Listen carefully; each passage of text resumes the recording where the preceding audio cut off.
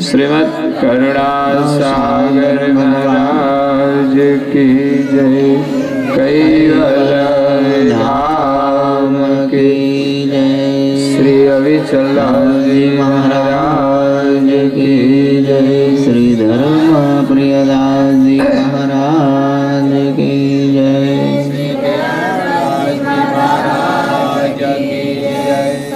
सत केवल साहिब, सत केवल साहिब।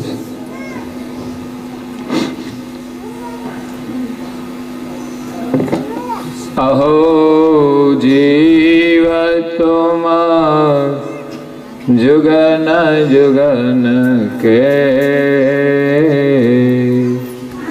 भूले पंथ भरम में,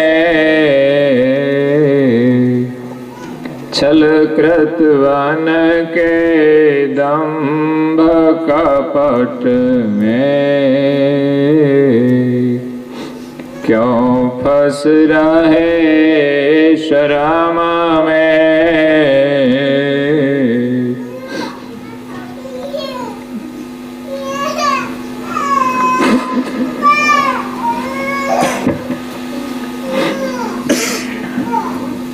प्रेम भक्तजनों, ज्ञान संप्रदाय नाद्य स्थापक अनंत ब्रह्मांडाधीश कैवल कर्ताना परम विशेषांश सकर्ता सिद्धांतનું प्रतिपादन करनार पंचम स्वसम वेदना रचयिता अनंत अंशोना तारणहार कैवल धर्म धुरंधर महान समर्थ परम श्रेष्ठ परम विभूतिवान परम दयालु परम कृपा निधि सर्वज्ञ दिव्य परम गुरु श्रीमद करुणा सागर महाराज जगतना जीवोનું परम कल्याण करवा माटे जगतना जीवोने 84 ના બંધનમાંથી મુક્ત કરવા માટે જગતના જીવોને જગત કર્તાનો સંદેશ આપવા માટે અકળ વિભૂતિનો અતિ દિવ્ય મનુષ્ય દેહ ધારણ કરી આ વિશ્વની અંદર 14 લોક અને 7 દ્વીપની અંદર પ્રગટ થયા છે। जम्बूद्वीपनी अंदर भगवानનું प्रागट्य संवत 1829 महासुद बीजना दिवसे थयुं, जेमने 242 वर्ष थया। हमणां ज महासुद बीजना दिवसे परम गुरुनो नूतन प्रागट्य दिन आवी रह्यो छे। आपने सौने एक स्मृति आपी जाए छे कि परम गुरु करुणा सागर महाराज नु प्रागट्य शा माटे थयुं छे। ए आपने संदेश आपी जाए छे परम गुरु करुणा सागर महाराज कोण छे। तो जम्बूद्वीपनी अंदर जगतना जिज्ञासु ने मुमुक्षु अंशों ने जन्म मरणना ત્રાસમાંથી મુક્ત કરવા માટે અને જગત કર્તાની ઓળખ આપવા માટે यथार्थ ज्ञानનો ઉપદેશ આપતા સ્વરચિત સકૃત ચિંતામણી ગ્રંથને વિશે કહે છે કે અહો જીવ तुम जुगन जुगन के भूले पंथ भरम में। हे जीव, युगोना युगो थी तू आ संसारनी अंदर भ्रमणावाळा मत पंथोनी अंदर भूलो पड़ेलो छे કે જેમાં સાચા સર્જનહારનું જ્ઞાન નથી, સાચા સર્જનહારની ઓળખ નથી, સાચા સર્જનહારની પ્રાપ્તિ નથી. એવા ભ્રમણાયુક્ત પંથોની અંદર હે જીવ તું ભૂલો પડેલો છે. માયાની અંદર તો જીવ ફસાયો છે, પરંતુ એમાંથી એ ધર્મના માર્ગે વળીને અનેક ભ્રમણાયુક્ત કે જેમાં એક સામાન્ય માણસને પણ ભગવાન બનાવી દેવામાં આવે છે. સંતો એ સંતો છે, દેવો એ દેવો છે, અને ભગવાન એ ભગવાન છે. આનો વિવેક જ્ઞાની અને અનુભવી પુરુષોએ કર્યો છે. એમણે બધાને ભગવાન નથી કહ્યા, બધામાં ભગવાનનું સ્થાપન નથી કર્યું. પરમ ગુરુ કરુણાસાગર મહારાજ આપણને એ બહુ મોટો વિવેક આપે છે.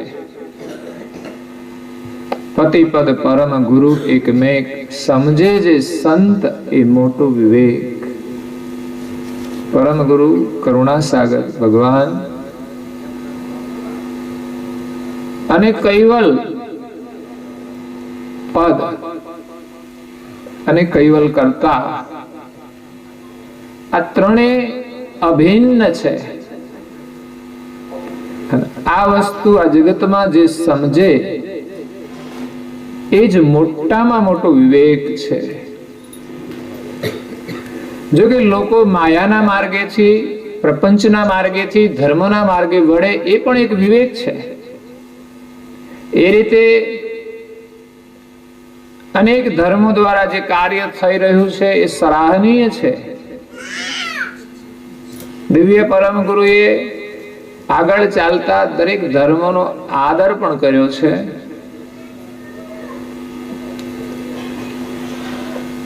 પણ ધર્મ માર્ગની અંદર જે પ્રપંચ ચાલી રહ્યો છે એ પ્રપંચને દૂર કરવા માટે એમણે યથાર્થ જ્ઞાન આપ્યું છે. આ જગતના કરતા કોણ એ બાબતની અંદર કોઈ પ્રપંચ ચાલી શકે નહીં. આમ તો કહેવાય છે સબકા માલિક એક, પણ આ કહાવત છે. માનવું અને સમજવું એ અલગ વસ્તુ છે. એનો નિર્ણય કરવો એ અલગ વસ્તુ છે. સત્સંગ દ્વારા, સંત સમાગમ દ્વારા અને સદગુરુની કૃપા દ્વારા એ નિર્ણય થઈ શકે છે અને એનો અનુભવ થઈ શકે છે. નિર્ણય કરવો એક વસ્તુ છે, અનુભવ કરવો એ બીજી વસ્તુ છે. નિર્ણય કરનારા પણ બહુ ઓછા છે જગતમાં. ગણ્યા ગાંઠ્યા લોકો પરમ ગુરુના જ્ઞાનને સમજીને એનો વિવેક કરી શકે છે. બાકી તો મોટો વર્ગ ગાડરિયા પ્રવાહની જેમ ધર્મ માર્ગમાં ચાલ્યો જાય છે. કશું ના હોય છતાં પણ લોકો એમની પાછળ દોડતા હોય છે. લાખો લોકો, કરોડો લોકો અંધશ્રદ્ધાની પાછળ વહ્યા જાય છે. એટલે દિવ્ય પરમ ગુરુ કહે છે કે હે જીવ, યુગોના યુગોથી તું આવા ભ્રમણાયુક્ત માર્ગની અંદર ભટકતો આવ્યો છે.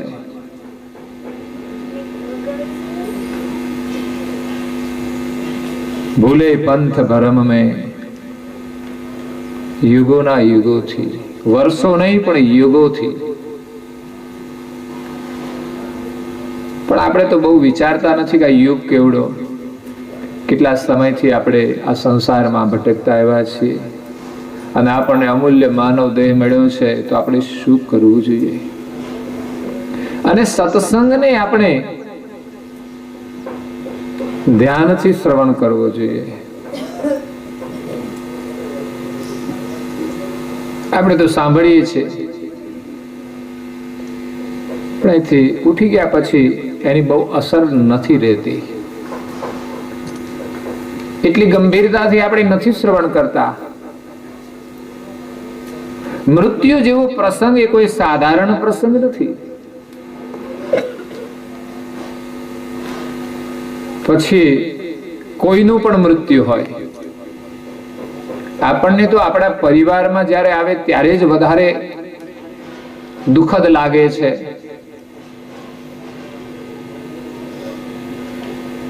તો પણ વિચારવું જોઈએ કે આપણું આવશે ત્યારે શું થશે, અને અન્યનું મૃત્યુ પણ આપણા માટે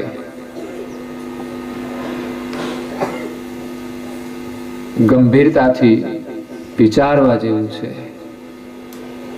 પેપરમાં વાંચીએ કે આટલા મરી ગયા, આપણે કોઈ અસર ના થાય.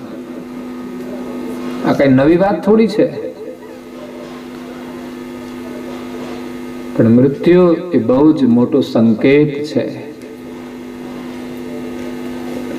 આપણને સૌને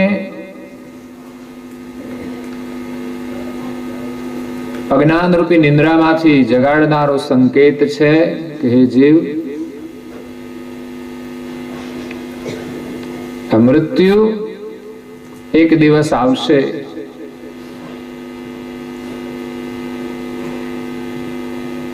પૂર્વ તૈયારી કરી લે માનવ, આંખો મીચાઈ જશે રે. પૂર્વ તૈયારી કરી લે માનવ, આંખો મીચાઈ જશે રે. જાજુ નથી જીવવાનો, જીવડા રાખ મારોડાઈ જશે રે. જાજુ નથી જીવવાનો, જીવડા રાખ મારોડાઈ જશે. અજ્ઞાનની તારી ઊંઘ ના ઉડીને છેલ્લે દાડે પસ્તાશે રે. છેલ્લે દાડે પસ્તાશે રે. ઉઠય ભાગી ભજન કરી લેને, આંખો મીચાઈ જશે રે.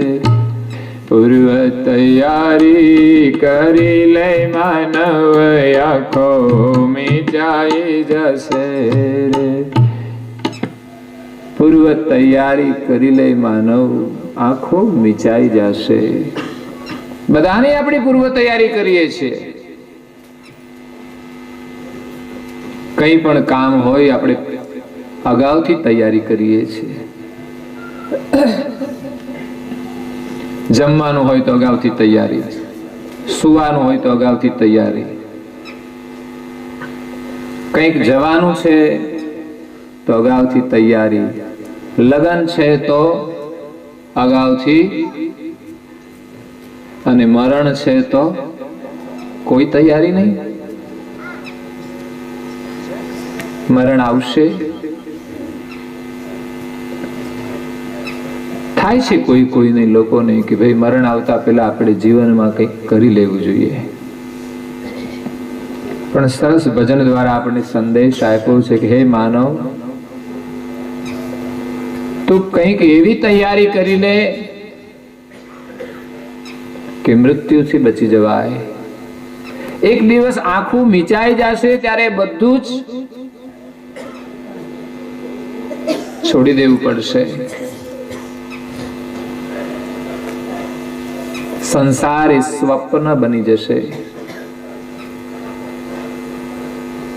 બધું છોડીને જીવ ચાલ્યો જશે, જેની સાથે કોઈ જ સંબંધ રહેતો નથી, જે આપણે પ્રત્યક્ષ અનુભવીએ છીએ પણ છતાં આપણને થોડા દિવસ યાદ રહે છે, પછી આપણે ભૂલી જઈએ છીએ. પછી જેમ હતા તેમ મોજ શોખ બધું જ. જ્યારે બુદ્ધને મૃત્યુના દર્શન થયા ત્યારથી એના મનમાં દુઃખ થયું અને વૈરાગ પ્રગટ થયો. તો સદાય કાળે ચિંતિત રહેતા હતા એ મૃત્યુનો બહુ જ ઊંડો વિચાર કર્યો કે આ મૃત્યુ શું છે, કેમ. એવા તો એમણે જે દુઃખના પ્રસંગો જોયા એને અસર કરી ગયા. વૃદ્ધોને જોયા તો એને દુઃખ થયું કે આ વૃદ્ધાવસ્થા કેટલી કપરી છે.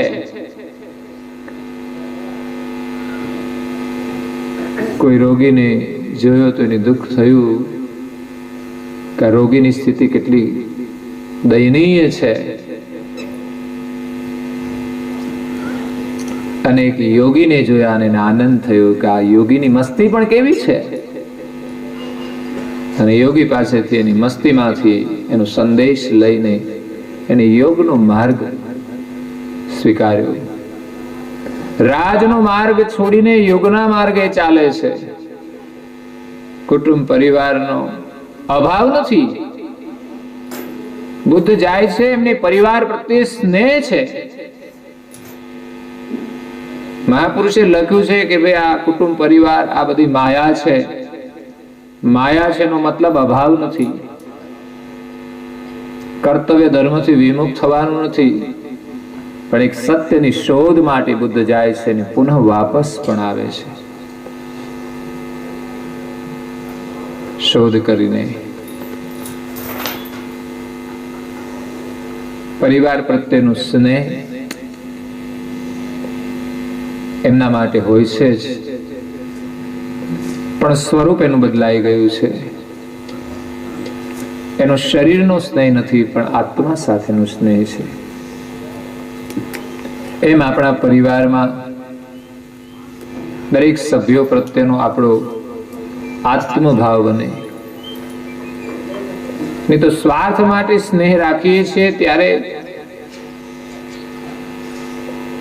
આગળ જતા બધી સમસ્યાઓ ઊભી થાય છે, કલેશ ઊભા થાય છે. એટલે પૂર્વ તૈયારી કરી લે માનવ આંખો મીચાઈ જશે. જાજુ નથી જીવવાનો જીવડા રાખમાં રોડાઈ જશે. આ શરીર એક દિવસ રાખ બની જશે.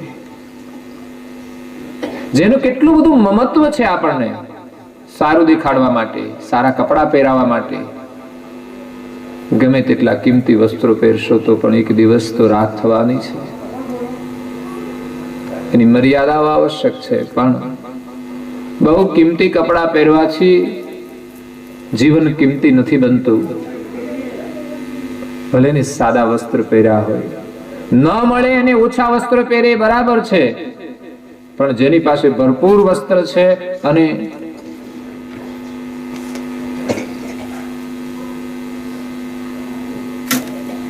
શરીરનું પ્રદર્શન કરે છે, એનું પરિણામ બહુ જ વિપરીત આવશે. શરીર એ મર્યાદાની મૂર્તિ છે. મર્યાદામાં રાખીને આપણે તો ભગવત સ્મરણ કરવું જોઈએ. ઘરમાં મા બાપની સેવા કરવી જોઈએ, એમાં શરમ આવે છે.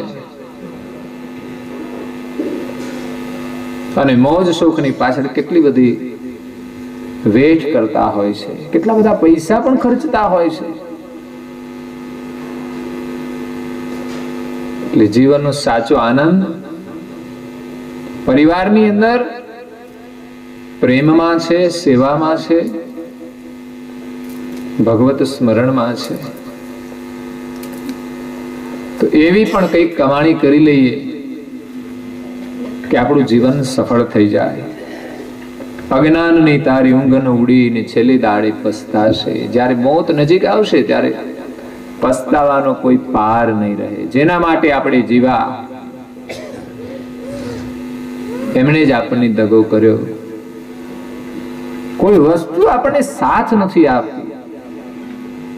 જેના માટે આપણે જીવા, જે કંઈ ભેગું કર્યું એમાંની કોઈ વસ્તુ અંતકાળે સાથ નથી આપતી, આપણે બચાવી નથી શકતી. એટલે પસ્તાવો થશે. ઉઠ અભાગી, ભજન કરી લે, નહીં તો તારી આંખો મીચાઈ જશે.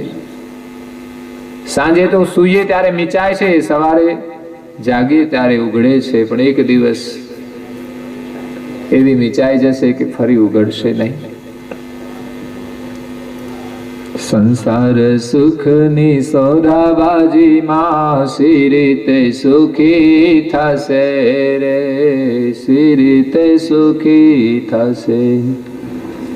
તૃષ્ણાઓનો અંત નહીં આવે, તૃષ્ણાઓનો અંત નહીં આવે ને આંખો મીચાઈ જશે રે. પૂર્વ તૈયારી કરી લે માનવ, આંખો મીચાઈ જશે રે. કાળ આવશે ત્યારે ફૂટ્યા કર્મના, ખમ્મા કરવા કોણ ધાસે રે, ખમ્મા કરવા કોણ ધાસે. સ્વાર્થી સગા તારા છેટા રહેશે ને આંખો એ મીચાઈ જશે રે. પૂર્વ તૈયારી કરી લે માનવ, આંખો મીચાઈ જશે રે. કોઈક લાગણી વાળા પરિવારજનો હોય તો પ્રેમથી સેવા કરે છે, નહીં તો જેના માટે આપણે જીવ્યા છીએ પણ આપણા તરફ જોતા નથી, ત્યારે કોઈ ખમ્મા કરવા નહીં આવે, કોઈ આપણી ખબર પૂછવા નહીં આવે, ત્યારે આપણને બહુ જ દુઃખ થશે. સગા સંબંધીઓ જે સ્વાર્થી હશે એ પછી બધા જ્યારે સમય આવે ને સેવા કરવાનો, મદદ કરવાનો, ત્યારે કોઈ મદદ ન કરે, ત્યારે ખૂબ પસ્તાવો થાય કે આપણે કોના માટે જીવન શું કર્યું. હા, પરિવારની ફરજ નિભાવવાની છે, પણ એ ભૂલવાનું નથી કે માનવ જીવન શા માટે મળ્યું છે. જે મૂડી સાથે લઈ જવાની હતી ભગવત સ્મરણની, એ આપણે કમાયા નહીં તો અંતે પસ્તાવું પડશે. પરમાર્થમાં તો પાંગળો રહેતો ને સ્વાર્થમાં છેતરાશે રે, સ્વાર્થમાં છેતરાશે. અણધારીને ઓચિંતી તારી આંખો મીચાઈ જશે રે. પૂર્વ તૈયારી કરી લે માનવ, આંખો મીચાઈ જશે રે. પરમાર્થમાં તું પાંગળો રહેતો. પરમાર્થ કરવાનો હોય તો આપણે કરી શકતા નથી અને પીછેહટ કરીએ છીએ, અને સ્વાર્થની અંદર તો આપણે કેટલું તન મન આપી દઈએ છીએ. સ્વાર્થ માટે આપણે કેટલું જીવીએ છીએ અને પરમાર્થ માટે શું કરીએ છીએ. પરમાર્થમાં આપણે બીમાર થઈ જઈએ અને સ્વાર્થમાં આપણને કોઈ અવરોધ નડતા નથી. પણ એક દિવસ ઓચિંતા આપણી આંખો મીચાઈ જવાની છે, એને બહુ જ યાદ કરવાનું છે. ખબર નથી ક્યારે બંધ થઈ જશે. એને ઉંમરનો કોઈ બાદ નથી. મોટા રહી જાય છે ને નાના ચાલ્યા જાય છે. ઓચિંતા આ શરીરમાં શું થઈ જાય એની કોઈ ખબર જ નથી.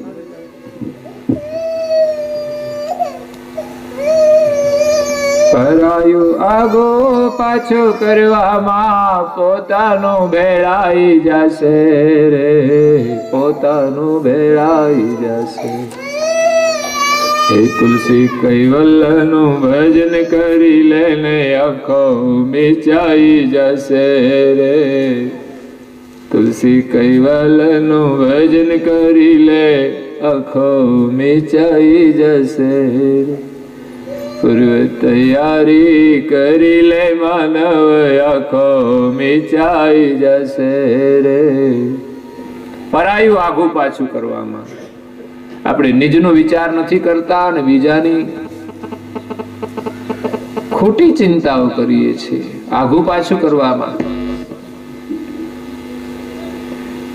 બીજાનું મારા તારામાં આપણે આપણો સમય ગુમાવી દઈએ છીએ અને નિજનો વિચાર કરતા નથી કે મારું શું થશે. બીજાનું આગુ પાછું કરવામાં તો આપણું ભેળાઈ જશે. બાજુના ખેતરમાં આપણે આગુ પાછું કરવા જઈએ તો આપણું ખેતર ભેળાઈ જાય. તુલસી કૈવલનું ભજન કરી લે. માનવ જીવન કૈવલના ભજન માટે મળ્યું છે. એક દિવસ આપણી આંખો બંધ થઈ જશે. એનો વિચાર કરીને કૈવલનું ભજન કરીએ. કઈ યુગોથી આ સંસારની અંદર આપણે ભટકતા આવ્યા છીએ. છલ ક્રતવન કે દંભ કપટ મેં ક્યાં ફસ રહે શરમ મેં. આ દુનિયામાં ચારે ઓર છળ અને કપટ ચાલી રહ્યું છે. લોકો એકબીજાને છેતરે છે. એમાં તું શા માટે ફસાઈ રહ્યો છે? શરમથી પણ લોકો એકબીજાની પાછળ બધું કરતા હોય છે. ખોટા રિવાજો હોય તો પણ લોકો અંધશ્રદ્ધાથી કે આ તો અમારે કરવું જ પડે સમજીને પણ લોકો કરતા હોય છે. ના સમજે તો કરે જ. ઘણા લોકો જાણે છે છતાં પણ એને છોડી શકતા નથી. એટલે કે છે કે છલ ક્રતવન કે દંભ કપટ મેં ક્યાં ફસ રહે શરમ મેં. જાણવા છતાંય શરમથી તમે શા માટે આ બધા ફંદની અંદર ફસાઈ રહ્યા છો? જાણવા છતાં આપણે ખોટું કરીએ ને એ જાણીએ છીએ આ ખોટું છે. કોઈનું લઈ લેવું એવી વૃત્તિ એ આપણી જાતને જાણી જોઈને ફસાવાની છે. છળ કપટ.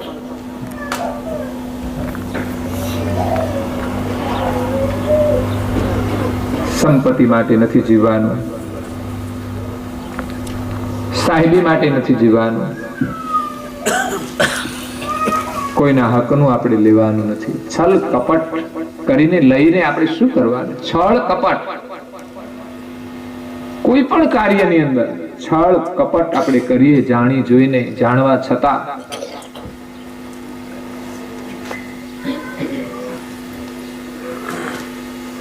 ન્યાયથી જીવવાનું છે અને ઉદારતાથી જીવવાનું છે. ન્યાય કરતા હોય વિશેષ ઉદારતાથી. ન્યાયમાં બે સરખો ભાગ હોય, નીતિ હોય, પણ ઉદારતામાં તો આપવાની જ ભાવના હોય કે તું લઈ જા. બે ભાઈ હોય, મિલકત સૈયારી હોય અને વેચવાની હોય ત્યારે બંનેની ભાવનાનું દર્શન થાય કે કોણ મોટો ને કોણ નાનો. બંને ભાઈઓ છે કે નહીં એનું પણ એક દર્શન થાય. નીતિ હકનું જ આપણે લેવું જોઈએ. વેચવાનું હોય તો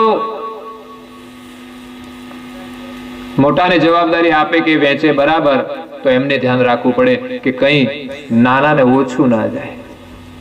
અને એની ફરજ બની જાય કે નાનો છે એટલે મારે એને થોડું વધારે આપવું પડે.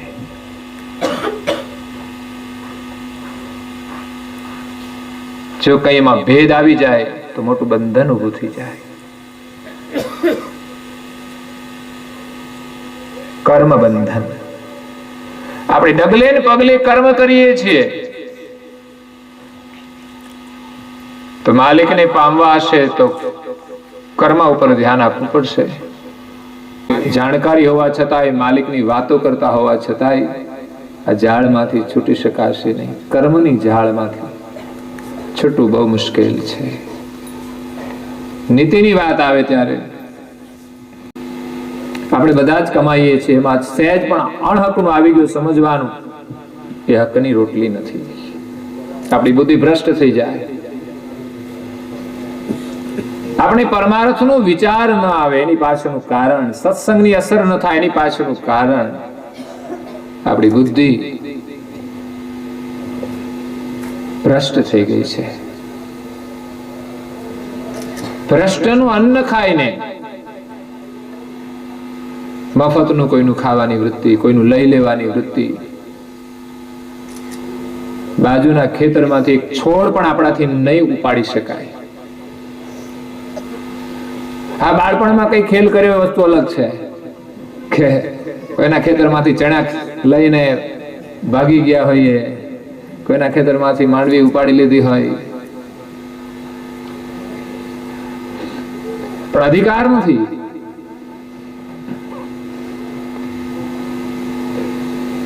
સગા બે ભાઈઓ હોય ને તો પણ ભાઈના ખેતરમાંથી પણ એનાથી એક છોડ ના લઈ શકાય. બે ભાઈઓ હતા, બે એટલા બધા આત્મીય ભાવના વાળા, બેને બહુ જ પ્રેમ હતો, પણ બંને જુદા થયા ને બંને મિલકત વહેંચી લીધી. બંનેની મિલકત વહેંચાઈ ગઈ પછી એકબીજાની મિલકત ઉપર એકબીજાનો કોઈનો અધિકાર રહેતો નથી. પણ એક દિવસ નાના ભાઈએ, બાજુમાં મોટા ભાઈનું ખેતર હતું અને એના ખેતરમાં એક આંબો હતો, એમાંથી એમણે કેરી તોડી ખાવા માટે. એના આંબા નહીં હોય એમના ખેતરમાં કદાચ, અને અહીંયા પાકેલી હશે, ઈચ્છા થઈ તો તોડી લીધી.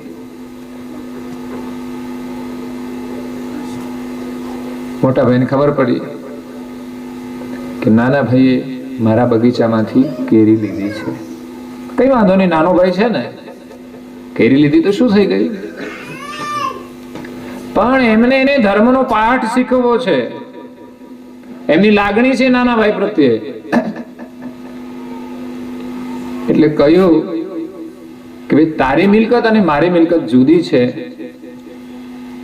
એટલે મને પૂછ્યા વિના તારાથી મારા ખેતરમાંથી કશું લઈ શકાય.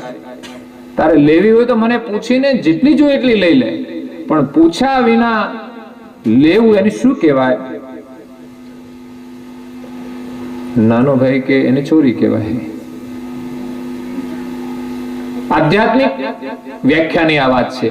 બાકી તો લઈ લે કે સામાન્ય વસ્તુ, એમાં કઈ મોટી ચોરી થોડી કહેવાય. અત્યારે પૂછીને લઈ લો તોય ચોરી કહેવાય છે, એવું બની શકે. પછી ગડબડ થઈ જાય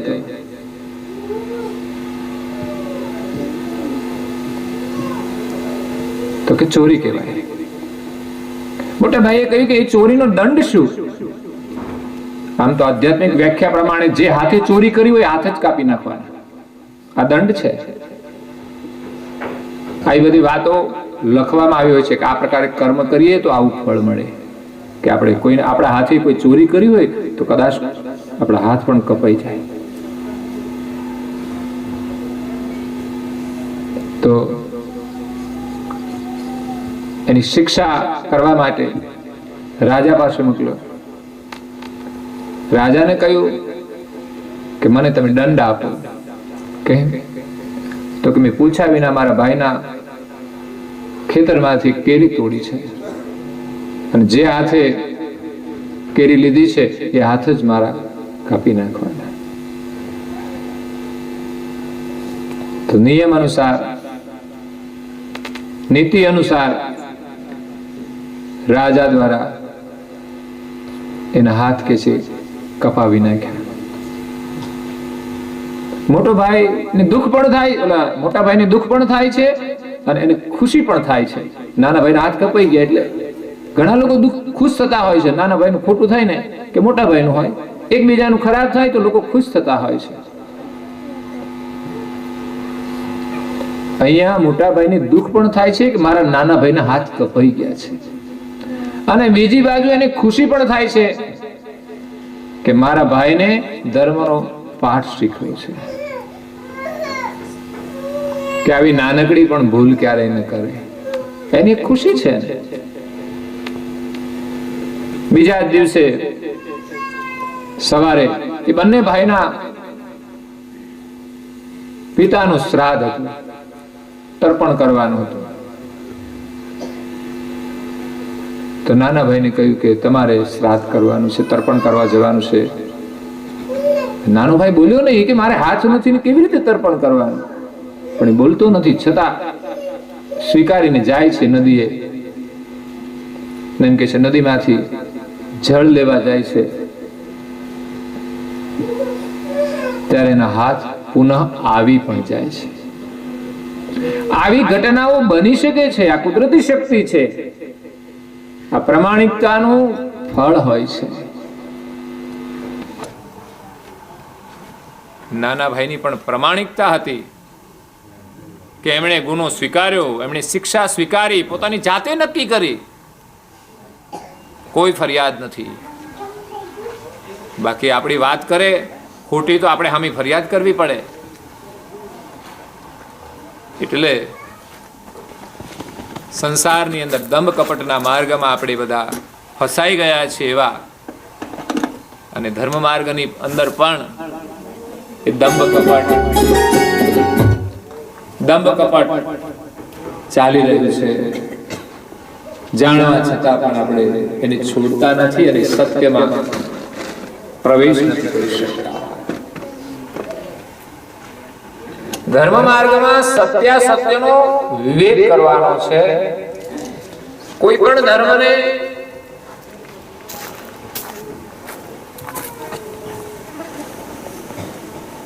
પારદર્શી વૃત્તિથી આપણે નિહાળવાનું છે કે આમાં શું છે ને આપણામાં શું છે, એનો વિવેક તો અને મૂલ્ય.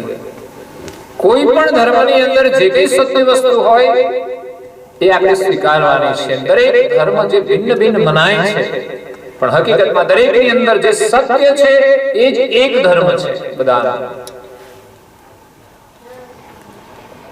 અને જે અસત્ય છે એ અધર્મ છે. પછી તો ભિન્ન ભિન્ન મતભેદથી બધા મતપંથ ઉભા થઈ ગયા છે કે અમારો ધર્મ તમારો, પણ ખરેખર એક ધર્મ છે એ કોઈ જુદો નથી. પણ જ્યાં સુધી એક માલિકનું સ્થાપન ન થાય ત્યાં સુધી આ એક ધર્મ બની શકતો નથી. વિવાદ, ખેંચતાણ એ બધું રહેવાનું છે. જે આગળ જ્ઞાની પુરુષો થઈ ગયા, જેમાં કોઈ ધર્મનો વિવાદ નહોતો, એ કોઈ ધર્મના વાડામાં નહોતા, પણ આ જગતની અંદર જે વ્યાપક ધર્મ છે એ ધર્મને એને સમજ્યા અને એમને સ્વીકાર્યો છે. પરમ ગુરુએ જે સંપ્રદાય આપ્યો છે, જે ધર્મ આપ્યો છે, એ મતપંથથી પરનો જે વ્યાપક ધર્મ છે. લોકોને કંઈક જુદું લાગે, પણ હકીકતની અંદર એનું અધ્યયન કરશે તો એની અંદરથી એક સત્ય વસ્તુ પ્રાપ્ત થશે કે બધા જ મતભેદમાંથી અભેદમાં જવાનો આ માર્ગ છે. કારણ કે મતભેદ જે દુનિયામાં છે એને સમજાવવા હોય તો સાચી વાતો જણાવવી પડે, અને સાચી વાતો જણાવે તો કોઈને કંઈ જુદું પણ લાગી શકે, પણ એની અંદર સત્ય શું છે એનું અવલોકન કરવાનું છે. શરમે શરમ ડૂબહી સબ જના, ભેડકી લહાર કતારે, સર્જનહાર વિના કી બાવજ, તિન મેં કો ન ઉબારે. મારી અધૂરી વાત આગળ એક રાજાને મહાત્માએ એમને કહ્યું કે તારે હકની રોટી જો ખાવી હોય તો આ નગરની અંદર એક ડોશીમાં છે, એક ઝૂંપડામાં, એની પાસે જાત અને હકની રોટી ખાવા મળશે. રાજા બહુ જિજ્ઞાસુ હતો, પ્રેમાળ હતો, અને એમની જે ભાવના હતી હકની રોટી ખાવાની, કે જેમની પાસે હકની રોટી હોય એ તમે એક રોટી ખાવ ને તમને તૃપ્તિ થઈ જાય, અને હક વગરની રોટલી આખી જિંદગી ખાઈએ છતાં પણ ભૂખ નથી ભાગતી. હકની રોટી ખાવા વાળા એમની પાસે જે અન્ન હોય અને કોઈ આંગણે આવ્યું હોય ને એમાંથી એને અડધું અન્ન આપી દે, અડધાથી પોતે સંતોષ માને તો પણ એને તૃપ્તિ થઈ જાય છે, એના શરીરનું પોષણ થઈ જાય છે. અને કદાચ આવનાર માગણ પુનઃ માગે તો વધેલું અન્ન પણ એને આપી દે, ઉપવાસ કરે તો પણ એની તૃપ્તિ થઈ જાય છે. હકની રોટી છે. નહીં તો ઘરમાં એવું બને કે સરસ બનાવ્યું હોય ને તો જેને પહેલા નંબર આવે ને એ બધા જરૂર કરતા પણ વધારે ખાઈ લે. પાછળવાળા માટે કદાચ પૂરું વધે કે ના વધે, ખાવાનો મોહ છે કે સ્વાદ એવો છે કે શરીરને નુકસાન કરે તો પણ આપણે ખાઈ લેતા હોઈએ છીએ. હકીકતમાં તો ભોજન કરીએ ત્યારે બીજાનો વિચાર કરીને જમવું જોઈએ એવી ભાવના હોય છે. તો હકની રોટી ખાવા માટે રાજા એ માજીને ત્યાં જાય છે અને માગે છે કે મને હકની રોટી આપો. માજી કહે છે કે આજે મારી પાસે એક રોટલી છે, એ પણ હકની નથી, પૂરા હકની નથી.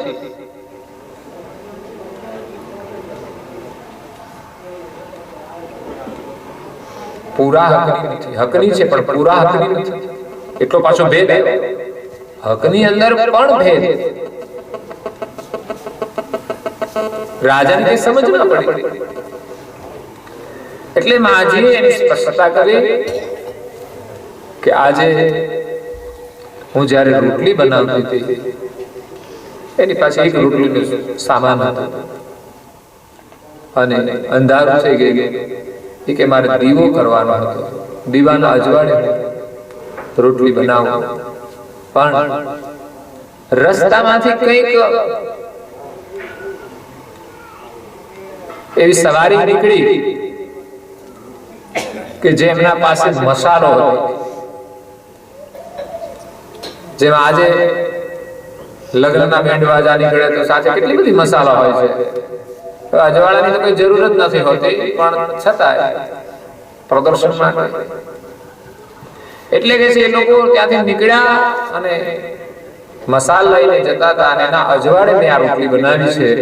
એટલે આજે એ બીજાના અજવાળે મેં રોટલી બનાવી એને હકની નથી લાગી. આટલી ઊંચી જે આ હકની વાત થતી હોય ત્યારે આપણે વિચારવાનું કે આપણે શું કરીએ છીએ. આટલી બધી ઊંચી નીતિ ધર્મ માર્ગમાં હોય છે. કોઈની લેવાની તો ભાવના જ નહીં, પણ મહાપુરુષોમાં તો પોતાનું બીજાને અર્પણ કરવાની ભાવના હતી. બીજાના માટે જીવતા હતા અને એ પરમાત્માને પામી શકે છે. આપણે ભજન કરીએ છીએ પણ આપણો વ્યવહાર તો જેમ છે તેમ, તારું મારું હૈયારું અને મારું, એ તો તમે જાણતા હો બધી કહેવતો. નહીં કશું મળે એમાંથી. એવી નીતિથી આપણે જીવીશું, પરિણામ બહુ જ વિપરીત આવશે. એટલે પરમ ગુરુ કહે છે શરમે શરમ ડૂબહી સબ જન. સારો સંસાર શરમથી એકબીજાની શર્માશર્મથી ડૂબી રહ્યો છે. સત્ય જાણવા છતાંય સત્યના પક્ષમાં રહેવા વાળા બહુ ઓછા છે. લોકોના પ્રવાહમાં ચાલ્યા જાય છે કે ના અમે તો આ ગાડીમાં જ બેસીશું. શર્માશર્મીથી શરમે શરમ ડૂબહી સબ જન ભેડ કી લાર કતારે. ઘેટાની જે લાઈન હોય ને એક ઘેટું જ્યાં ચાલી જાય કુવા પર, તો આપણે કુવા પર, પાછળ વાળા બધા જ ઘેટા કુવા પર. ઘેટાને તો કદાચ ગમ નહીં હોય, પરંતુ માણસો જાણી જોઈને પણ શરમથી આજે દંભ કપટ વાળા માર્ગ છે એ માર્ગે ચાલે છે. દંભ અને કપટનો માર્ગ એ જ ભ્રમણાઓ છે સંસાર. જબ તે આશ નહીં તરને સર્જનહાર વિના કી બાબત તિનમે કોન ઉબાર. ધર્મ માર્ગની અંદર કેટલી બધી ભ્રમણાઓ છે કે જેમાં સર્જનહારનું કોઈ જ્ઞાન નથી. પરચા અને ચમત્કારની ઉપજાવેલી વાતોથી લોકો ભગવાન માને અને એમાં છેતરાય છે, લાલચથી, લોભથી. ભગવાનના આશીર્વાદથી મારું આ કામ થઈ જાય, મહેનત કરો. મહેનતથી મળે છે એ પણ ભગવાનના આશીર્વાદ જ છે. બીજાનું લેવાની વૃત્તિ રાખી, લાલચ, મફતનું લેવાની ભાવના ભગવાન ક્યારેય એમાં મળવાના નથી. લોભ અને લાલચથી જે અંજાઈને ધર્મનું પાલન કરે છે, પરમાત્માને નહીં પામી શકે. સર્જનહાર વિનાથી બાબજ તીન મેં કોનું બારે. જેમાં સર્જનહારનું જ્ઞાન નથી એમાં આપણે કોણ બચાવશે? સર્જનહાર વિના સારો સંસાર ડૂબી રહ્યો છે અને ડૂબતા લોકોને આપણે ભગવાન માનીએ છીએ કે ડૂબતાના શરણે જઈએ છીએ, એ આપણને તારી શકવાના નથી. જેને તરતા આવડે છે કે જે કિનારે છે એમને શરણે જઈશું તો આપણે તરી શકીશું. નહીં તો જે સંસારમાં ડૂબી રહ્યા છે, મતલબ જે જન્મ મરણના ક્રમમાં છે, એમને આપણે ભગવાન માનીએ છીએ. જન્મ અને મરણ જેને લાગુ પડે એવું 14 લોકોનું જે સામ્રાજ્ય છે એમાં જે કોઈ છે એ બધા જ જીવ છે. અને જીવ જીવને ભગવાન માને છે. પણ ખરેખર એમાં કોઈ નાના મોટા હોઈ શકે છે. સાધના કરીને કોઈ મોટા બની શકે, એથી ભગવાન નથી બની જતા. કોઈ ભગવાનનો માર્ગ બતાવે તો આપણે એનો આદર કરીએ છીએ, પણ ભગવાન તો એક જ છે, કૈવલ. એ કોઈ નવા નથી, પુરાણા છે, પણ જેને આપણે ભૂલી ગયા છે. જેમના આપણે અંશ છીએ પણ એનાથી વિખૂટા પડી ગયા અને માલિકને ભૂલી ગયા અને છળ કપટ વાળા પંથની અંદર ફસાઈ ગયા. પછી એમ માનીએ છીએ કે આ આપણું છે. હકીકતમાં જે સત્ય વસ્તુ છે એને આપણે છોડી દીધી છે. શરમથી પણ આપણે સત્યને સ્વીકારી શકતા નથી. તો જેમાં સર્જનહારનું જ્ઞાન નથી, જે સર્જનહાર નથી એનું સ્મરણ કરવાથી આપણે ભવપાર થઈ શકવાના નથી. જેને જન્મ મરણ લાગુ પડે છે એનું સ્મરણ કરવાથી આપણે જન્મ મરણમાંથી બચી શકવાના નથી. જબ તે આશ નહીં કરને કી અંતકાલ પસ્તાય. જેમાં કરવાની આશા નથી એમાં આપણે સાધના કરીશું પણ અંતે નિરાશ થવું પડશે. જીવ ઉનકા દેવન બદલા પરો 84 જાય. છેવટે શું થવાનું? કે જીવે કરેલા કર્મના બદલા દેવા માટે ધર્મ પાળે છે, પણ કર્મ ભોગવવા માટે આપણે અનેક શરીર ધારણ કરવા પડશે. જ્યાં સુધી માલિક નહીં મળે કે માલિકનું સ્મરણ નહીં કરીએ ત્યાં સુધી આ સંસારની અંદર કોઈ આપણને ભવપાર કરી શકે તેમ નથી. જેને જન્મ અને મરણ લાગુ નથી પડતું એવા જે ભગવાન, એને જ ભગવાન કહેવાય કે જેને કોઈ જન્મ અને મરણ લાગુ નથી. કૈવલ્ય તો ક્યારે અવતાર લેતા જ નથી. એનો જન્મ નથી, એનું મૃત્યુ પણ નથી.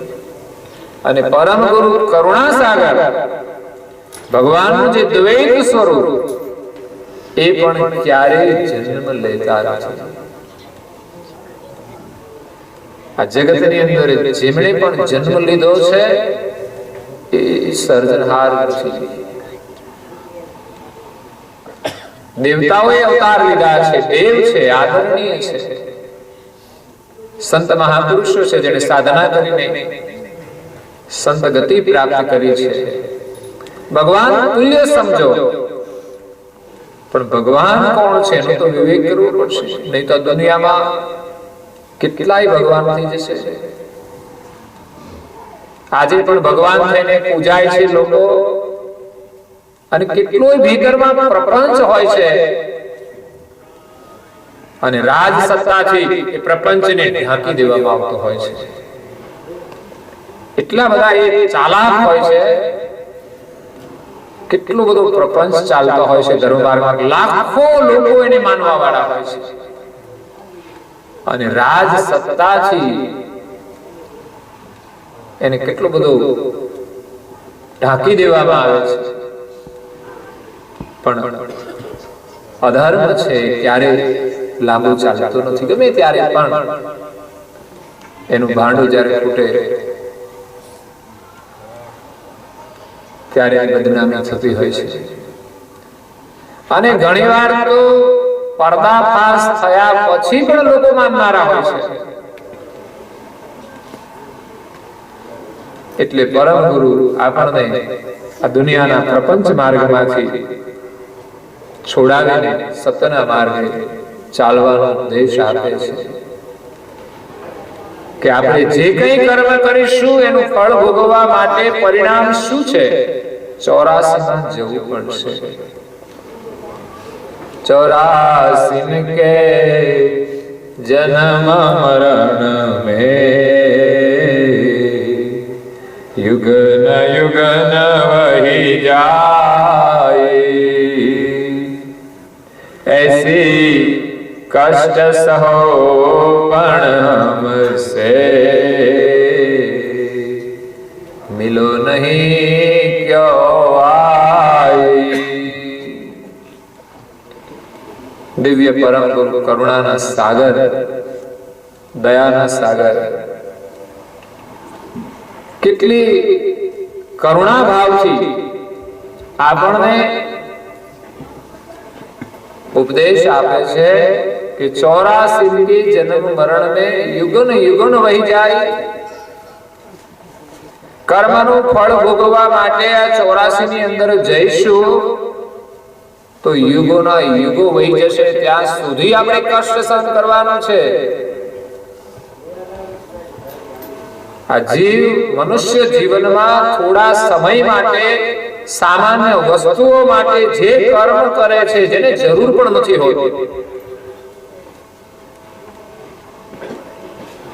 છતાં પણ જે કઈ કર્મ કરે છે એને ભોગવવા માટે 84 માં જવું પડશે. અને એ ચક્ર મારતા કર્મનું ફળ ભોગવતા ભોગવતા યુગોના યુગો વહી જશે. ऐसी कष्ट सहो. 84 ની અંદર કેટલું કષ્ટ છે. જન્મ જરા વ્યાધિ અને મૃત્યુ, એક જન્મનું દુઃખ. મહાપુરુષો એમ કહે છે કે જન્મ વખતે આ જીવને બહુ કષ્ટ પડે છે. એમાં બે હકીકત છે. જો કે જન્મ વખતે માતાને તો દર્દ હોય છે, એ ઉપરથી લોકો એમ કહે છે કે આ જીવને કેટલું કષ્ટ છે. પણ એ કષ્ટની અંદર જે દેહ જન્મ લે છે, દેહ જન્મ લે છે, એમાં જીવ આવતા જ એ દુખી હોય છે. જો ને આવે એટલે રડવાનું ચાલુ કરે પહેલાથી, અને છેલ્લા દાડે જાય તારે રડતા જ જાય છે. જન્મીએ ત્યારે રડીએ સ્વાભાવિક છે, પણ જતી વખતે તો માણસની જેવી કરણી હોય એ પ્રમાણે ગતિ હોય છે. કઈ મહાપુરુષો ગયા છે પણ એવી પ્રસન્નતાથી ગયા છે, જે એક મેલા વસ્ત્ર કાઢવાના હોય અને નવા વસ્ત્ર પહેરવાના હોય એમ સહજતાથી. જેમ આપણે ગંદા વસ્ત્ર છોડીએ કોઈ દુઃખ નથી હોતું, ગંદા થઈ ગયા છોડવા. એમ ભગવાન જે નિમિત્ત આવે એને આપણે સ્વીકારવાનું છે. આપણે ખુશી નથી, દુઃખ થાય એ પણ સ્વાભાવિક હોય છે, પણ એ દુઃખની લાગણી સાચી હોવી જોઈએ.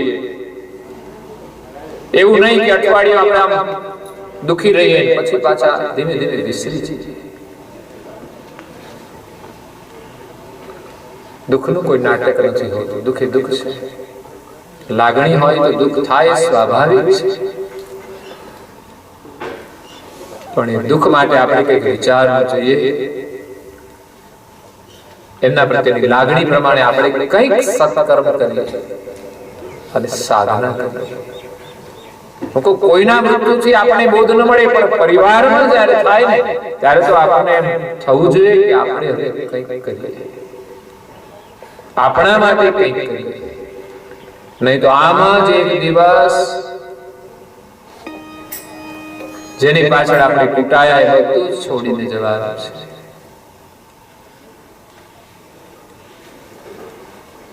चौरासी के जन्म मरण में युगन युगन वही जाए, ऐसी कष्ट सहो, आटલું બધું કષ્ટ સહો છો. જન્મનું દુઃખ, જરા એટલે વૃદ્ધાવસ્થાનું દુઃખ, વ્યાધિ એટલે રોગનું દુઃખ, અને મૃત્યુ એનું દુઃખ તો ભયંકર કહેવાય છે. જે જાય છે જાણે છે એ આવીને કોઈને કહેતું નથી કે શરીર છોડતી વખતે કેટલું દુઃખ થાય છે. કોઈને વધારે થાય છે, કોઈને ઓછું થાય છે. જેવી અવસ્થા, કદાચ સુષુપ્તિ અવસ્થા હોય તો અનુભવ નહીં થતો હોય, પણ જ્ઞાન અવસ્થા હોય, જાગ્રત એટલે જ્ઞાન અવસ્થા. નહીં તો જાગ્રત હોય તો જાણતા હોય, પણ માયામાં જેટલું મન હોય એટલું વધારે મન દુઃખી થાય કે જે માયામાંથી જીવ્યા હોઈએ અને માયાને છોડીને જવાનું. અરે દીકરો ખાલી ખાલી ખાલી એમને છોડીને બહાર જતો હોય ને તોય માતાઓને દુઃખ થાય. તો આ તો કાયમ માટે જેનો સાથ છૂટી જાય, પછી દીકરો હોય કે માતા હોય કે પિતા હોય કે બંધુ હોય, જો સાચો ભાવ હોય તો બંધુ પ્રત્યે પણ દુઃખ થાય. જન્મ, જરા, વ્યાધિ અને મૃત્યુ, આ ચાર દુઃખ શરીર માત્રમાં આવતા હોય છે. પ્રાણીઓમાં, પશુઓમાં, પક્ષીઓમાં, એમાંય જન્મનું દુઃખ હોય. એને પણ રોગ થાય તો દુઃખ છે, એને વૃદ્ધાવસ્થા આવતી હોય છે અને એને મૃત્યુ થાય છે. એટલે કહ્યું 84 के जन्म मरण में युगन युगन वह जाए, ऐसी कष्ट सहो पण हमसे मिलो नहीं क्यों आए. આટલું બધું કષ્ટ તમે સહન કરો છો આ 84 ની અંદર જઈને. હવે 84 ની તો આપણને ખબર નથી, પણ મનુષ્ય જીવનમાં તો અનુભવ થાય છે કે નહીં? નહીં તો ઘણા લોકોને 84 ની ચિંતા જ નથી, ગયા પછી કોણ જાણે છે શું થાય છે અને કેટલું દુઃખ ભોગવીને આવ્યા છે એની પણ કોઈ આપણને અનુભૂતિ. પણ જ્ઞાની લોકો સમજતા હોય છે અને માનતા હોય છે કે દરેક ગાંઠમાં જીવ છે અને દરેકને દુઃખની અનુભૂતિ થાય છે. આપણે આપણા સુખના માટે કોઈનું દુઃખી ન કરવા જોઈએ. પછી પ્રાણી હોય કે પશુ હોય, બળદ હોય તો શું, આપણા ઘરે ભેંસ હોય, કૂતરા હોય, એને પણ આપણાથી દુઃખી નહીં કરી શકાય. એકાદ રોટલું લઈ ગયું તો લઈ ગયું, એના ભાગનું હશે. આપણે એનું રોટલું લઈ લીધું છે, કોઈ દાડો તો લઈ ગયું હશે, નહીં તો ના લઈ જાય. એ તો ઘર કૂતરો હું ઘરમાં પ્રવેશે. તમે બેઠા હોય, બિલાડા ખાઈ જાય, એને કે સજા ના હોય. અને સજા કરીએ ને તો આપણને બહુ મોટી સજા થાય. એના હકનું હોય ને તો જ લઈ જાય. માણસ લઈ જાય તો તમને એમ થાય કે આ માણસ લઈ જાય બરાબર ના કહેવાય. એના પ્રત્યે ઉદારતા તો રાખવી જ પડશે, કેળવવી પડશે, અભ્યાસ કરવો પડશે, પણ એ થતા વાર લાગશે. માણસ માટે તો આપણે લડી લેવા વાળા છે. કોઈને આપણે આપણામાંથી આપવા તૈયાર નથી, કઈ વાંધો નથી. પણ પ્રાણીઓ પ્રત્યે, પશુઓ પ્રત્યે, પક્ષીઓ પ્રત્યે તો આપણે ઉદારતા રાખીએ. અને આપણો ધર્મ બનતો હોય છે કે કોઈ દુઃખી હોય તો એને આપણે મદદ થઈ. આ દુનિયા આખી દુઃખી હોય છે. આપણે એવું નથી કે બધાને આપણે સુખી કરી દઈએ. કદાચ આપણા નજીકમાં કોઈ હોય ને આપણે ભગવાને જો શક્તિ આપી હોય અને ભાવનાઓ છે તો એ કામ થાય છે, નહીં તો નથી થતું. શક્તિ એ ભાવનાની શક્તિ છે.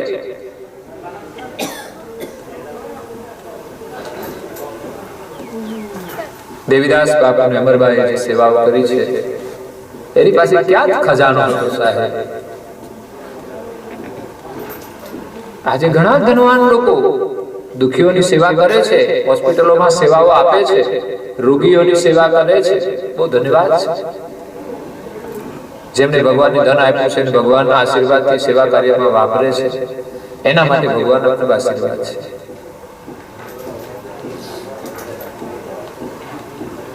પણ જેની પાસે કશું નથી પણ ભાવના તો છે, તો પણ સેવા થઈ શકે છે. સેવાના અનેક રૂપ છે, અનેક રૂપ છે. આપણી અંતરની ભાવનાઓથી બીજાનું ભલું કરવાની ભાવના, એનું કલ્યાણ કરવાની ભાવના એ સર્વોત્તમ સેવા છે. લૌકિક દુઃખ માટે આપણે કરીએ એ પણ સેવા ભાવ છે, પણ જીવનું કલ્યાણ થાય એના માટે આપણે કંઈક કરીએ એ બહુ ઊંચી સેવા છે. એટલે મહાપુરુષો શારીરિક દુઃખની સેવા સાથે સાથે જન્મ મરણનું જે દુઃખ છે એને મટાડવા માટે પુરુષાર્થ કરતા હોય છે. ऐसी कष्ट सहो पण हमसे मिलो नहीं क्यों. આટલું બધું કષ્ટ તમે સહન કરો છો હે જીવ, છતાં મને આવીને તમે કેમ મળતા નથી? પરમ ગુરુ તો આપણને 84 ના જન્મ મરણના દુઃખમાંથી છોડાવવા માટે આવ્યા છે. જહી મનુષ્ય દુર્લભ દેવન કો, તહી મનુષ્ય તુમ પાએ. बिन सतगुरु फेरी के भुगतो, दिखाता महताई. આપણને અમૂલ્ય એવો માનવ દેહ પ્રાપ્ત થયો છે, છતાં પણ આપણે દરિદ્રતા ભોગવીએ છીએ, લાચારી કરીએ છીએ, ભીખ માંગીએ છીએ. લાખો રૂપિયા હોય તો લોકો ભીખ માંગતા હોય છે. ભગવાને અમૂલ્ય દેહ આપ્યો છે. જય મનુષ્ય દુર્લભ દેવન કો. એમ જ નથી મળતો. દેવોને ઈચ્છા થાય તો પણ એને મળી શકતો નથી.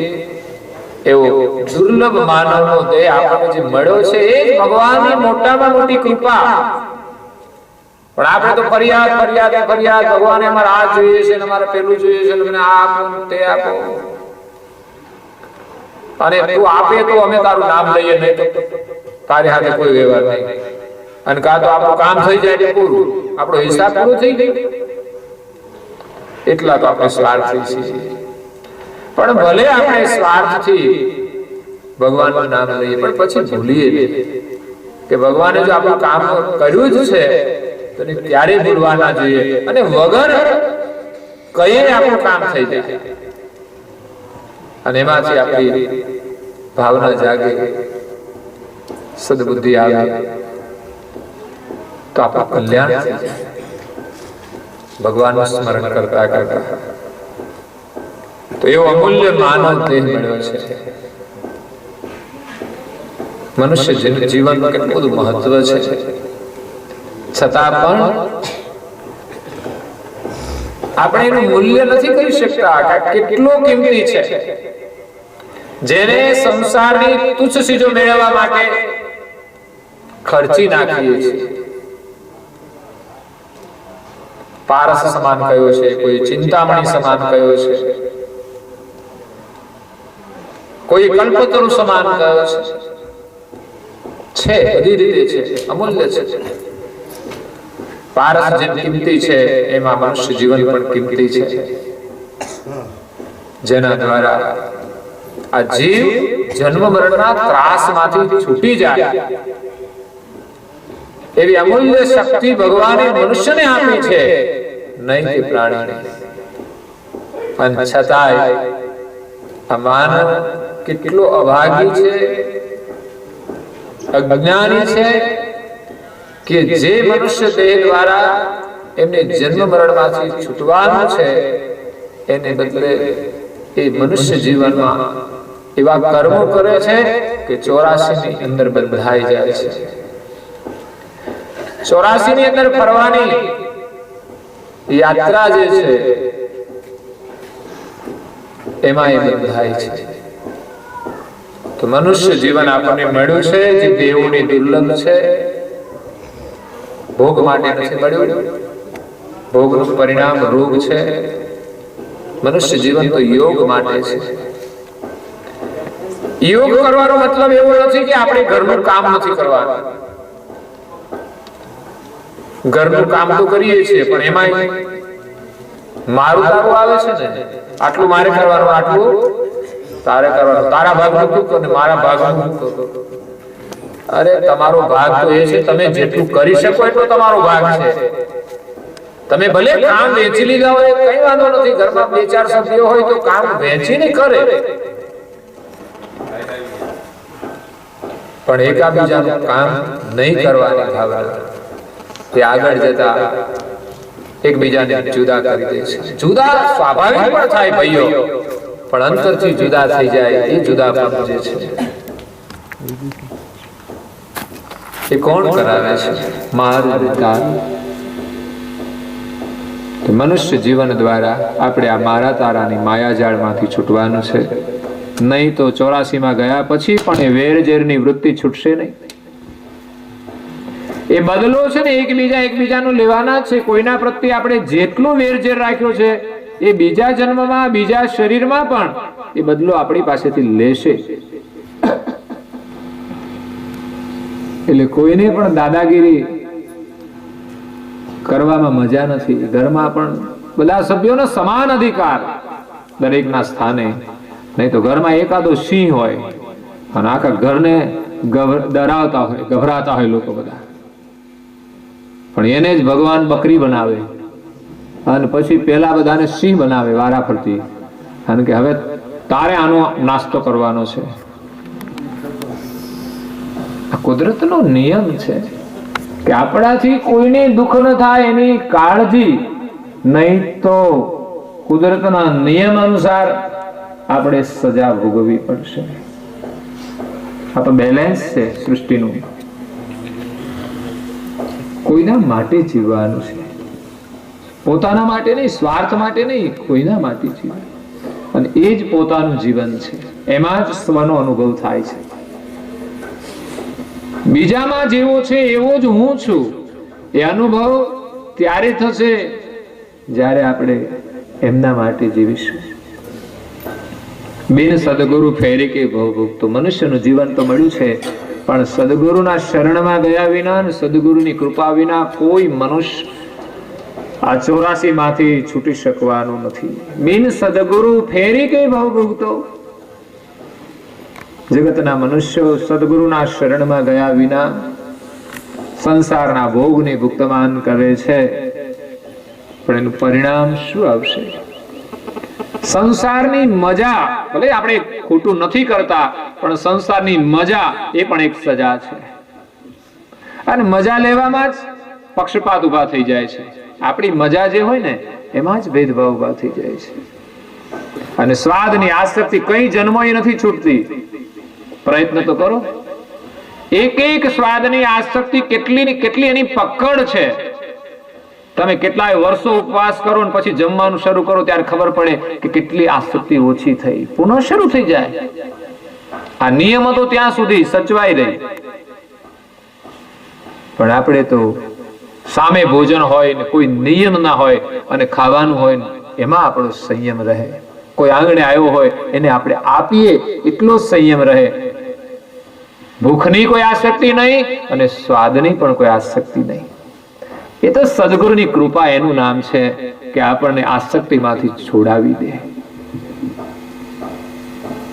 બાકી સદગુરુનું ટાઇટલ લગાડવાથી સદગુરુ નથી બનાતું, કે કોઈ પોતાની જાતને પણ સદગુરુ નામ નથી માનતા હોતા. પણ સદગુરુની પણ એક ગતિ છે, જેમની કરુણાથી જીવની જીવ દશા છૂટી જાય એ સદગુરુની ગતિ છે. વ્યક્તિ કોઈ સદગુરુ નથી, પણ એની જે ગતિ છે ને એમાં જે પ્રવેશ કર્યો છે એવા કઈ મહાપુરુષો સદગુરુના સ્થાને છે. અને આજે પણ એમના ભજનનો રસ લઈને આપણે ઉપદેશ મેળવીએ છીએ. સંસારની માયાથી આપણે સુરક્ષિત રહીએ છીએ, એ સદગુરુના સ્થાને બિરાજમાન છે. બિન સદગુરુ ફેરી કે ભવ ભુગતો દિક આત્મ હતા. જે સદ ઉપદેશ આપે છે, સત્યનો ઉપદેશ આપે છે, એવા સદગુરુને છોડીને જે મનુષ્ય માત્ર ભોગ માટે જીવે છે, એવા મનુષ્યને ધિક્કાર છે. સહસ્ત્ર બેર દિક દિક તે હોન કો કરતા વિમુખ નર નારી बहुत जन्म के खेप मनुष्य तना गए सकल सब हारी. કેટલી ઊંચી વાતો પરમ ગુરુએ લખી છે.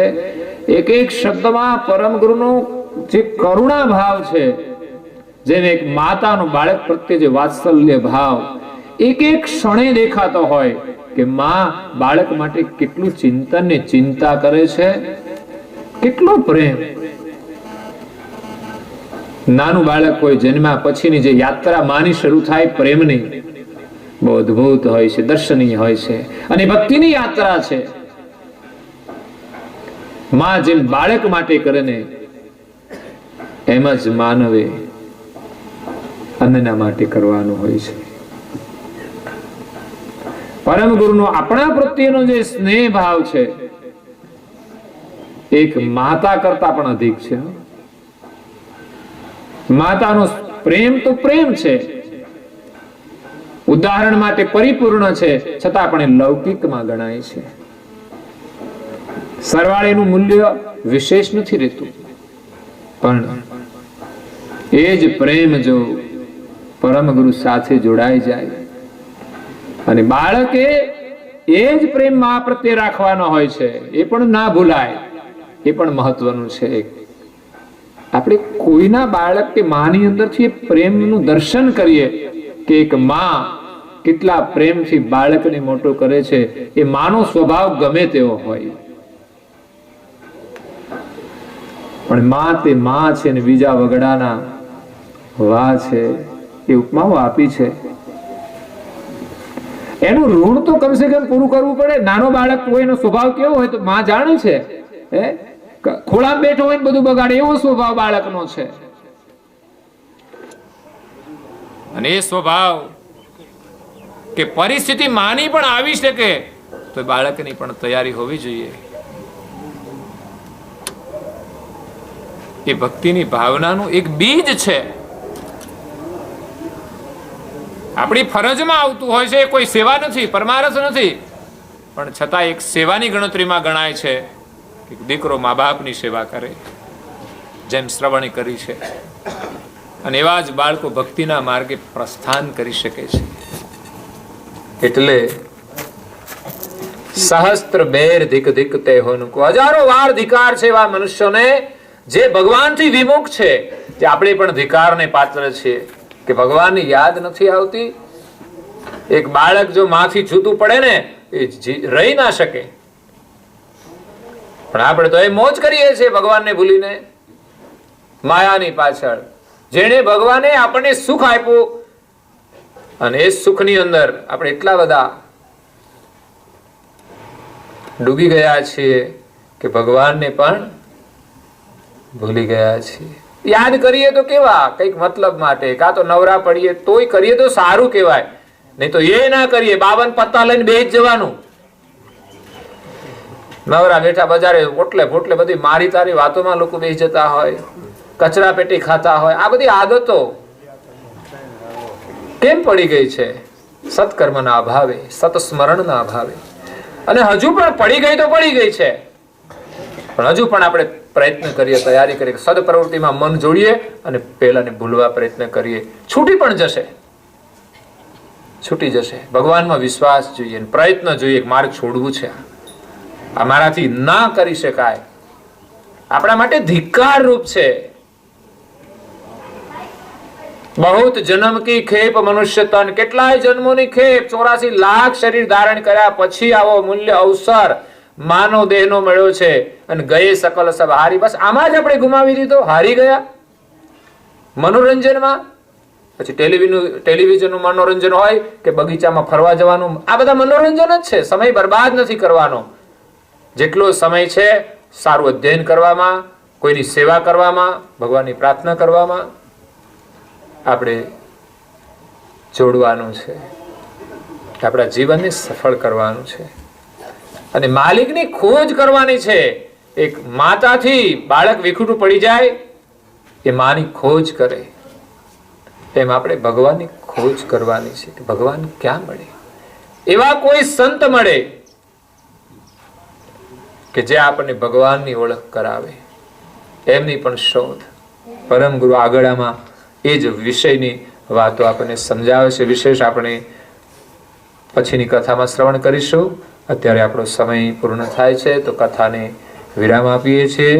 સદગત આત્માને આપણે શ્રદ્ધાંજલિ રૂપે પરમ ગુરુની પ્રાર્થના કરીએ કે એમના પાછળ જે દિવ્ય સત્સંગ પારાયણ થયું છે, એક આત્મ શાંતિનું પારાયણ છે, એટલે સદગત આત્માને પણ એના ફલ સ્વરૂપે આત્મ શાંતિ મળે એવી પ્રાર્થના સાથે અત્યારે કથાને વિરામ આપીએ છીએ. અસ્તુ સતકેવલ સાહેબ. આદિ શક્તિ સ્વરાજ કરુણેશ કૈવલ કીર્તાર કી જય. શ્રી કૃષ્ણ સ્વામી મહારાજ કી જય. શ્રીમંત કરુણા સાગર ભગવાન કી જય. નરવેશ સાગર મહારાજ કી જય. મહાન તપસ્વી રઘુરામ મહારાજ કી જય. શ્રી અવિચળદાસજી મહારાજ કી જય. શ્રી ધર્મ પ્રિયદાસજી મહારાજ કી જય. સર્વ સંતન કે સર્વ દેવન કે જય. જ્ઞાન સંપ્રદાય કે જય. ગુરુવાદિ સારસા ગુરુ કે જય. કૈવલ ધામ કે જય. કથા સમાપ્તિ કા સતકેવલ સાહેબ. સતકેવલ સાહેબ.